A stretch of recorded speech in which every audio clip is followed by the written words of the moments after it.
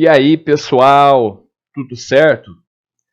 Vamos para mais uma aula aqui agora sobre o classicismo. Fechou? Então, na última aula, a gente estava falando sobre o humanismo, né? A gente entendeu que foi o processo aí entre a Idade Média e a Era Clássica, ou Era Moderna, por assim dizer também, né? Na ciência a gente já até chama de Era Moderna. Na literatura a gente vai chamar de Era Clássica, tá? E essa Era Clássica, ela vai, aqui no Brasil, até ali por volta do século XVIII, beleza? Então a gente está no século XVI. Vamos entender, século XVI tem bastante coisa acontecendo, né? Então a gente está no Alto Renascimento. Aqui, vou até colocar, ó, Alto Renascimento. Renascimento. Ok. Então a gente está saindo da Era Medieval e entrando na Era Clássica. Fechou? O Renascimento. Nós temos desde o século XVI, ou melhor, a gente pode dizer que desde o século XIV até o século XVI ali, mas né, século XVII, que tem ali as grandes navegações, tudo mais, né, a Era da Descoberta, enfim. E o classicismo, ele é século XVI, tá? Século XVI. Só que a gente vai considerar Portugal, apenas Portugal. Então, sempre que a gente for estudar uma literatura que não é no Brasil, a gente está pensando em Portugal, tá? Vamos contextualizar aqui antes da gente entender o que foi essa literatura. O humanismo é uma espécie de pré-renascimento que a gente viu anteriormente. Pega aí, do século XV e século XVI, as grandes navegações acontecendo. Até o meados do século XVII tem grandes navegações acontecendo. O que isso significa? Nós vamos ter uma ampliação dos horizontes intelectuais, as pessoas, o ser humano, né, mais potente. O teocentrismo segue abalado. Em 1517, nós vamos ter a Reforma Protestante. Depois a gente tem a Contra-Reforma. Então, todo mundo ali meio abalado em relação à religião e tudo mais. E nós vamos ter uma nova forma de ver o mundo, de enxergar o mundo. Tá? Então, só para vocês terem ideia, o geocentrismo, a ideia de geocentrismo, que é a Terra no centro de tudo, começa ali, quer dizer, começa não, existe, né, no século I, o século II, né, com Ptolomeu. Depois, aqui, nesse momento que a gente tem, a gente tira essa ideia de que a Terra está no centro de tudo, tá? E passa a aceitar a ideia do heliocentrismo de Nicolau Copérnico, ou seja, o Sol no centro de tudo, tá? Então veja como nós estamos mudando a nossa visão, a ciência está mudando bastante a visão. Galileu Galilei vai aparecer aí, né?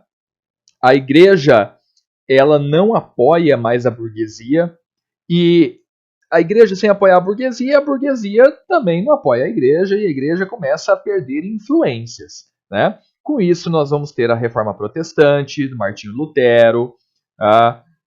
Como eu disse anteriormente, a Itália é o berço do Renascimento Cultural. Com, né, os italianos, nós vamos ter o florentino Galileu Galilei, que eu acabei de citar. Ele é considerado o pai da ciência moderna, então, tipo assim, o cara, ele tá reescrevendo a história da ciência, basicamente, né? E ele cita uma frase bastante clássica, que é "Eppur si muove", que é "com tudo se move", né? Enfim, tudo se move mesmo. E, pô, o cara escreve um monte de livros fantásticos de ciência e tudo mais. Só que imaginem, a igreja chega nele e fala: "Amigão, vem cá, é verdade aí que você está escrevendo umas coisas que contraria a ideia da igreja? Eu acho que você vai ter que queimar na fogueira, hein?" O que ele fez? Ele acabou se redimindo com a igreja para não ser morto, obviamente, e queimou um monte dos seus próprios livros para provar que ele estava só brincando com a cara de todo mundo. E, na verdade, ele estava fazendo ciência mesmo, né? Mas para não ser morto na Santa Inquisição, ele acabou queimando boa parte de sua obra. Imagine quanto mais de ciência a gente não teria hoje. Nós vamos ter entre pintores Sandro Botticelli, né, também um renascentista aí, Leonardo da Vinci, que puta que pariu, o cara é incrível, né? Leonardo da Vinci, cara. É o Leonardo da Vinci, o cara ele é pintor, ele é escultor, ele é arquiteto, ele é médico, ele é engenheiro, ele é professor, ele é até ser humano. Então, tipo assim, o cara é incrível mesmo, né? Ele tem um monte de coisa. Ele estuda bastante anatomia, né? Nas pinturas dá para perceber bastante isso. Enfim, então nós temos, poxa, a Grécia vindo com força influenciando o pensamento dos italianos. E isso vai refletir, claro, em Portugal. Tudo ali, né, na Europa acaba se refletindo um país no outro. E o que é o classicismo? Classicismo porque retoma o clássico, greco-latino, greco-romano. E o classicismo português, ele preza a ideia de que inspiração não é tudo, justamente para justificar o fato de estar copiando muita coisa da Grécia, tá? Então nós vamos ter essa retomada e imitação, imitação de grandes obras de grandes poetas, tá? Agora veja, como é que tudo começa? Nós vamos ter um tal de Rei Dom Manuel. E ele olha para essa nova arte italiana e fala, poxa, legal, gostaria que acontecesse aqui em Portugal também. Ele chama um grande poeta da época, que era um tal de Francisco Sá de Miranda, ali por volta de 1525, 1526, e fala, viu, Chico, vai lá para a Itália estudar com os grandes mestres da poesia e volta para cá quando você tiver aprimorado essa porcaria que você chama de poesia aí. E ele foi. Ele passou um tempo lá e quando ele retorna para Portugal, ele retorna com um novo estilo de poesia, tá? Porque até então a poesia de Portugal é aquela com redondilho menor, redondilho maior. Ele volta para Portugal com o soneto. Ele volta com o soneto. E dentro do soneto nós vamos ter a medida nova, que são os poemas de 10 sílabas poéticas. São os decassílabos. Nem todo soneto tem 10 sílabas poéticas, mas ele vai voltar com esse padrão, tá?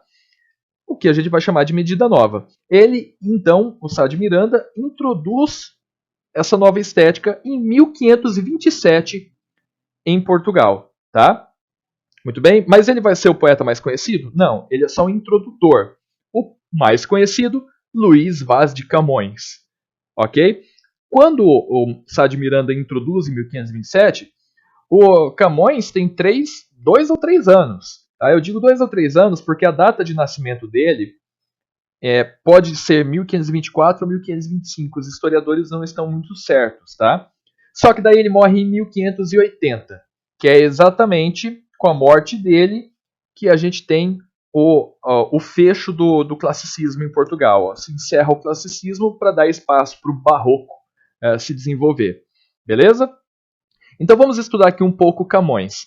Bem breve sobre Camões, apesar de ele ser muito importante para a literatura portuguesa e influenciar muito a nossa literatura, mas a gente vai ver aqui só o essencial dele. O cara foi poeta e dramaturgo, tá? Claro, quando ele é dramaturgo, ele também acaba sendo poeta, afinal de contas o teatro é escrito em verso. E ele escreveu em suas poesias dois estilos, basicamente dois estilos, que é o épico, tá? O épico e o lírico. Tá? O dramaturgo, é claro que ele escreveu o dramático, mas o que faz sucesso dele é o épico e o lírico. Só que muito além do épico, o lírico faz sucesso. Só que quando fala de Camões, a primeira coisa que as pessoas lembram de Camões são os Lusíadas, que é a sua grande poesia épica ou a sua grande epopeia. Tá? Então a gente pode dizer que os Lusíadas é a maior epopeia da língua portuguesa. Por quê? Tem 1102 estrofes. 8.816 versos. O cara tem que ser muito desocupado para escrever isso, né? Mas Camões, ele não foi tão desocupado, não. O cara foi até para a guerra, perdeu um olho nesse processo, tá? Ele perdeu um olho. Dá uma olhadinha numa foto dele aqui, ó. Ele é sempre representado com um olho fechado, ou às vezes até mesmo com um tapa-olho, porque ele perde um olho na guerra. E ele era considerado feio pra danar. Muito feio. E mesmo assim o cara teve um monte de mulheres, amantes, namoradas e tudo mais, porque ele tinha o dom da palavra. Tá? Vamos voltar ali, dar uma olhadinha aqui. O cara, ele tem tanto feeling com a poesia dele, que ele escreve essas 1102 estrofes sem muita dificuldade. Tá? E todas as estrofes são oitavas. Então são estrofes de 8 versos. E, cara, são hexâmetros. Tem 6 sílabas poéticas. Tipo assim, é muito trabalho para fazer isso. E qual é o tema de Os Lusíadas? É basicamente a viagem de Vasco da Gama rumo às Índias. Tá? Então é sobre as grandes navegações, basicamente, o que vai aí firmar a história de Portugal. Tá? É claro, né, junto com essa viagem de Vasco da Gama às Índias, ele vai falar da história de Portugal também, Portugal pegando aí rabeira nas grandes navegações. Tá? Mas, por mais que as pessoas se lembrem mais uh, do épico de Camões, não é o que realmente faz mais sucesso dele, principalmente para a época dele. O que faz mais sucesso é a poesia lírica. E aí, com certeza, vocês vão conhecer uma dessas duas poesias. Principalmente essa segunda aqui, ó. Amor é fogo que arde sem se ver. É ferida que dói e não se sente. É um contentamento descontente. É dor que desatina sem doer. É um não querer mais que bem querer. É solitário andar por entre a gente. É nunca contentar-se de contente. É cuidar que se ganha em se perder. É querer estar preso por vontade. É servir a quem vence, o vencedor. É ter com quem nos mata a lealdade. Mas como causar pode seu favor nos corações humanos amizade, se tão contrário a si é o mesmo amor? Então veja, uma poesia lírica clássica, até mesmo clichê, né? Acredito que muitos de vocês já tenham ouvido 1 milhão de vezes essa poesia. Mas, ó, é um soneto, veja, um quarteto, outro quarteto, um terceto, outro terceto. Então, 2 quartetos e 2 tercetos. E está dentro da medida nova. Se a gente fizer a escansão do texto aqui, a gente vai encontrar 10 sílabas poéticas, ó. Amor é fogo que arde sem se ver. Né? A gente vai contar, vai dar 11. No entanto, qual que é o pensamento que eu tenho que ter aqui? A técnica é que entre o que e o ar, nós vamos juntar, né? Então, essa junção cria uma sílaba só. Ó, 1, 2, 3, 4, 5, 6, 7, 8, 9, 10 sílabas. 10 sílabas. A gente pode fazer em qualquer um desses versos aqui que vai dar certo de novo. Vamos pegar o... Aqui, ó. É um não querer mais que bem querer. 1, 2, 3, 4, 5, 6, 7, 8, 9, 10. Aqui não junta, tá? Isso aqui não junta. Por quê? Porque a anterior, ela é tônica. E eu posso ter uma átona mais uma tônica, mas não uma tônica mais uma átona. Ok? Porque senão configura uma paroxítona e eu vou ter que juntar. Eu vou ter que separar do mesmo jeito. Ok? A mesma coisa aqui, ó. É 1. Então nós temos 10 sílabas poéticas. Em todas elas são 10. E o cara, ele trabalha isso. Ele pensa na hora de fazer isso. Tá? Tanto é que às vezes ele tem até que quebrar um pouquinho das regras da gramática. E isso é interessante a gente pensar. A palavra nunca é um advérbio de negação que, por ser um advérbio e por ser de negação, deveria atrair o pronome se aqui para trás. Deveria atrair. Aí ficaria é nunca se contentar de contente. Só que perde o ritmo do verso e ele quebra propositalmente a gramática para poder criar o ritmo. É nunca contentar-se de contente. Ó, como que fica diferente. É nunca se contentar de contente. É nunca contentar-se de contente. Fica bem diferente, flui de forma diferente. Tá? Então ele trabalha tudo isso daqui e o cara é pioneiro em Portugal. Beleza? E o Camões tem, assim, a sua temática ela é muito variada. Ele fala de amor, ele fala de paixão, ele fala de ódio, ele fala de tudo. E ele fala, inclusive, sobre a passagem do tempo. Veja só, mudam-se os tempos, mudam-se as vontades, muda-se o ser, muda-se a confiança. Todo mundo é composto de mudança, tomando sempre novas qualidades. Continuamente vemos novidades diferentes em tudo da esperança. Do mal ficam as mágoas na lembrança, e do bem, se algum houve, as saudades. O tempo cobre o chão de verde manto, que já coberto foi de neve fria, e em mim converte em choro o doce canto.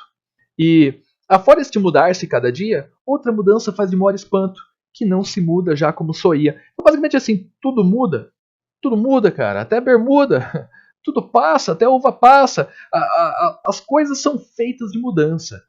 tá? Tudo se muda, as pessoas mudam, as vontades mudam, e ele fala muito sobre a efemeridade da vida, então, tá? A efemeridade, que tudo passa, tudo passará. Beleza, galera? Esse é Camões e esse é o classicismo. Fechou? Só lembrando um detalhe, classicismo está em qual século? Que a gente viu ali em cima? Século XV ou XVI? XVI. O século XVI está acontecendo dentro de 1500, né? O cara nasce em 1524 ou 25, vai até 1580, mas está dentro de 1500. Em 1500 a gente tem o quê?